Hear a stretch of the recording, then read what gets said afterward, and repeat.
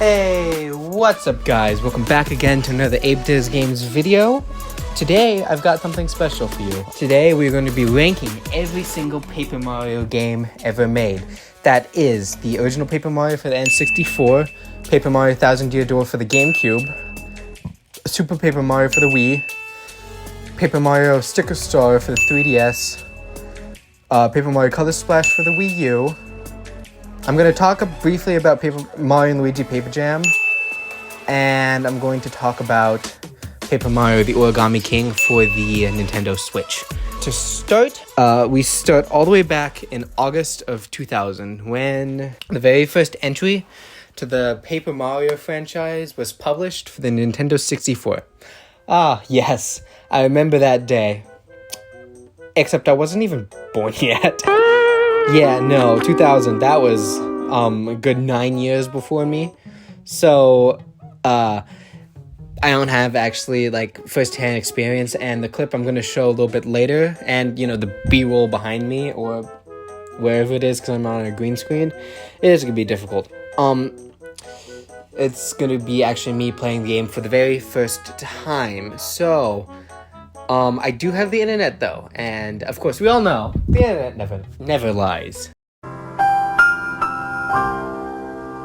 Right, the overall rating from IGN is a 9 out of 10, and it's not Nintendo's first RPG, but we're not going to get into whatever was on the Super Nintendo. I think it's just called Super Mario RPG, and the game is a quote must-buy for Nintendo fans and RPG lovers alike. Now, after playing the game for a bit, I can honestly say that even though I didn't finish the game, I only really got through like the first little bit where you defeat the King Goomba. Okay, so let's beat up this King Goomba guy. Beat him up, King Goomba. We've got your back. Leave him to me. Hey Mario, we ought to take out the Goomba Bros first, don't you think? They'll be pretty weak since they just finished being... Oh, okay. Yeah, they are pretty weak. Okay, we can...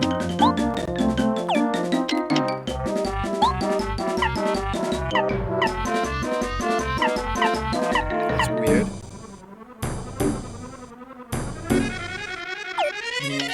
Okay. Bonk. Now I'm going to insta-smite you with this. Oops, sorry, that's not what I meant. Crap. It's fine.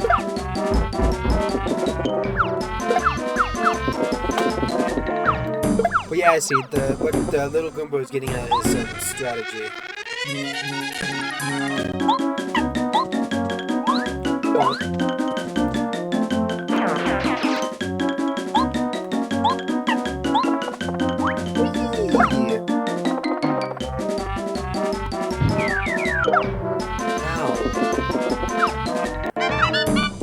Oh, that was the badge. Okay, okay.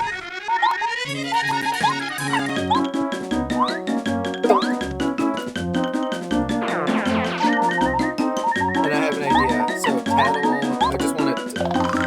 This is Goomba King. Yeah. And...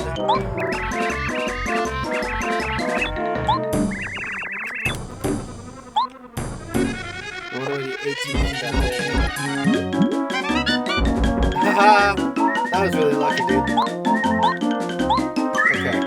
I have to do this so I don't die. Just so you can bonk him, and then I'm going to hit the thing with the hammer.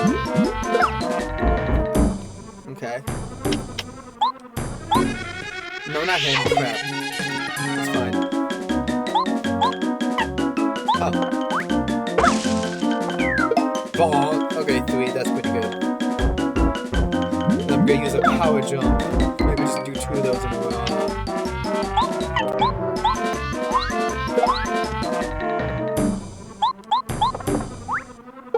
There we go. So yeah, that's how it's done. 30. And we gotta level up. Okay. I can honestly say, I can see the promise of this game and this franchise as a whole. Like, I could imagine myself, like, kid in the 2000s who really likes books and, like, stuff and the RPGs, of course, that this was pretty good. I guess my only real gripe with it is that, unlike in the current games, you can't, like, block or time your attacks. Pretty much, I think this adds maybe, less of a, like, pure skill thing to, like, time it, because, for example, some of the attacks in Paper Mario: The Thousand Year Door, where they actually first added the system, were frame perfect.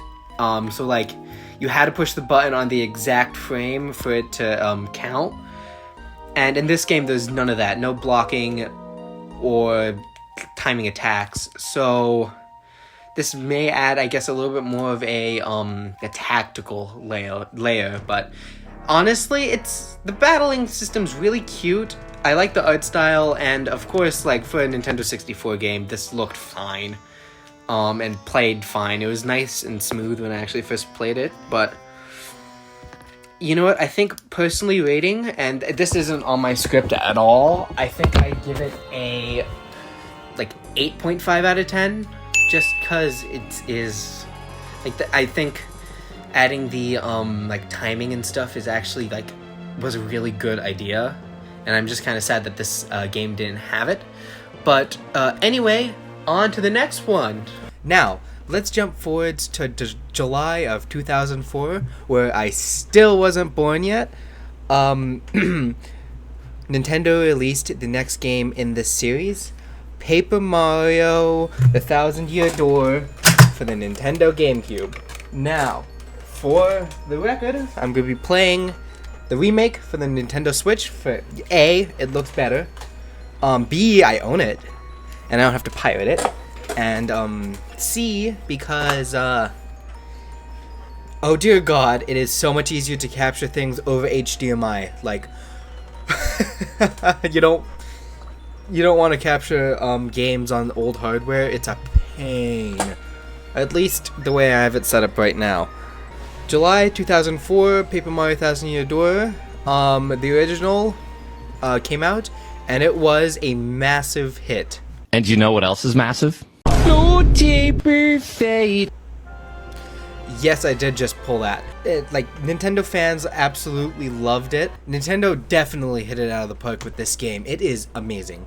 And the internet agrees. IGN has this rated as a 9 out of 10, which, in all honesty, is really good. And personally speaking, I think the best part of this game is actually the battle system, because they added the the ability to block, time your jumps, and time your attacks in general, which is so much better.